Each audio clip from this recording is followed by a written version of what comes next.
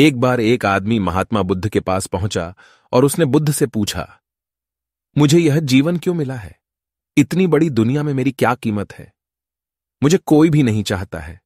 मुझे मेरे घर वाले नहीं चाहते हैं, क्योंकि मैं कोई काम नहीं करता हूं। मुझे कोई काम नहीं आता है। सभी लोग मेरी निंदा करते हैं और मुझे धरती पर बोझ बताते हैं। मैं इस बात से परेशान आज सुबह मरने के लिए निकला था कि मेरी इस दुनिया में कोई कीमत नहीं है और ना ही कोई मुझे चाहता है, तो मैं इस दुनिया में रहकर भी क्या करूं? इस धरती पर मैं बोझ बना हुआ हूं। तब मुझे किसी ने आपके बारे में बताया कि आप सभी की समस्या का समाधान कर देते हैं, तो मैं आपके पास आया हूं। वह मुझे बताएं कि मेरी कीमत क्या है, मैं क्या करूं? क्या मुझे यह जीवन छोड़कर चले जाना चाहिए, क्योंकि इस दुनिया में मैं किसी काम का नहीं हूं? बुद्ध उसकी बात सुनकर मुस्कुराए और उसे चमकीला पत्थर देते हुए बोले, जाओ, पहले तुम इस पत्थर का मूल्य पता करके मुझे बताओ। यह पत्थर कितना मूल्यवान है, पर ध्यान रहे इसे बेचना नहीं है। सिर्फ तुम्हें इसका मूल्य पता करके आना है। वह आदमी उस पत्थर को लेकर एक आम वाले के पास पहुंचा और उसे पत्थर दिखाते हुए बोला, इसकी कीमत क्या होगी? आम वाला पत्थर की चमक देखकर समझ गया यह अवश्य ही कोई कीमती पत्थर है।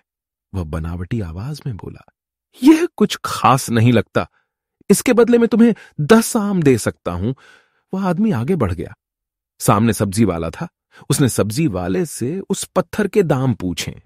सब्जी वाला बोला, पत्थर के बदले में तुम्हें एक बोरी आलू दे सकता हूं। आदमी वहां से भी आगे चल दिया। उसे लगा कि आम वाला 10 आम दे रहा था, सब्जी वाला एक बोरी आलू दे रहा था। जरूर यह पत्थर बहुत कीमती होना चाहिए, तो इसे किसी जौहरी को दिखाना चाहिए। उस पत्थर को लेकर वह एक जौहरी की दुकान पर पहुंचा और उस पत्थर की कीमत उसने जौहरी से पूछी। जौहरी ने उस पत्थर को देखते ही पहचान लिया कि यह बेशकीमती पत्थर रूबी है, जो किस्मत वालों को ही मिलता है। वह बोला, यह पत्थर मुझे दे दो और मुझसे 1 लाख सोने के सिक्के ले लो। उस आदमी को अब तक पत्थर की कीमत का अंदाजा हो गया था। वह पत्थर को लेकर वापस जाने लगा। जौहरी ने फिर कहा, अरे रुको भाई, मैं इसके लिए तुम्हें 2 लाख सोने के सिक्के भी दे सकता हूं। लेकिन वह आदमी फिर भी नहीं रुका। जौहरी किसी भी कीमत पर उस पत्थर को अपने हाथ से जाने नहीं देना चाहता था।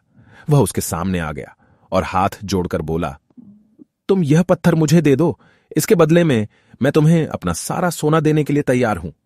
वह आदमी से उस जौहरी से पीछा छुड़ाने के लिए भागने लगा। जौहरी ने पीछे से आवाज लगाई, यह अनमोल है, इसकी कीमत कोई नहीं लगा सकता। वह आदमी परेशान हो गया था। उसे समझ नहीं आ रहा था कि इतना कीमती पत्थर बुद्ध ने उसे क्यों दे दिया। वह वापस बुद्ध के पास पहुंचा और उसने पत्थर वापस करते हुए सारी बात बुद्ध को बताई। बुद्ध मुस्कुराकर बोले, फल वाले ने इसकी कीमत अपने हिसाब से केवल 10 आम लगाई थी। सब्जी वाले ने केवल 1 बोरी आलू लगाए, क्योंकि उन्हें हीरे की पहचान नहीं थी।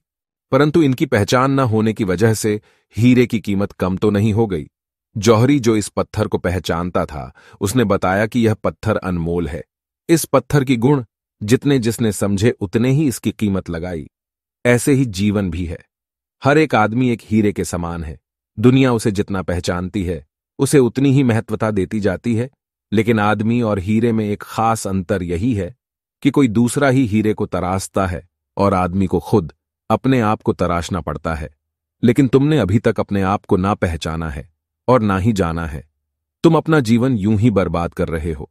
जब तक तुम अपने आप को नहीं तारासोगे, तब तक तुम एक पत्थर के समान रहोगे। और जैसे ही तुम अपने आप को तारासोगे, निखारोगे, तुम एक चमकते हुए हीरे की तरह दुनिया के सामने आ जाओगे। सबसे पहले तो अपने अंदर से यह बात निकाल दो कि तुम दुनिया पर बोझ हो। कोई इंसान किसी के ऊपर बोझ नहीं होता है। सिर्फ हमें अपने आप को पहचानना होता है कि हम कौन हैं और कैसे हम अपने अस्तित्व को निखार सकते हैं। इसके लिए हमें खुद ही मेहनत करनी होगी। ना कोई दूसरा हमें निखार सकता है और ना सुधार सकता है। केवल हम ही हैं जो अपने आप को सुधार भी सकते हैं और निखार भी सकते हैं। वह व्यक्ति अपनी कीमत समझ चुका था और वह बुद्ध के चरणों में धन्यवाद कर अपने आप को निखारने की राह पर निकल पड़ा।